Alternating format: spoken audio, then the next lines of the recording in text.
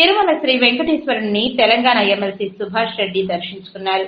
ఆదివారం ఉదయం వీఐపీ విరామ సమయంలో కుటుంబ సభ్యులతో కలిసి స్వామివారి సేవలో పాల్గొని మొక్కులు చెల్లించుకున్నారు. దర్శనానంతరం రంగనాయకుల మండపంలో వేద పండితులు వేద ఆశీర్వచనం అందించగా ఆలయ అధికారులు పట్టు వహించి శ్రీవారి తీర్థ ప్రసాదాలు అందజేశారు.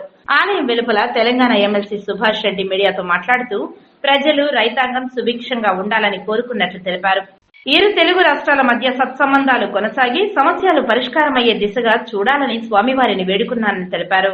దేవదేవుణ్ణి ప్రార్థించాను. రెండు తెలుగు రాష్ట్రాల్లో కూడా మంచి వర్షాకాలం ఉండాలని చెప్పి రైతులందరూ కూడా సుఖ సంతోషాలతో ఉండాలని చెప్పి కోరుకున్నాను.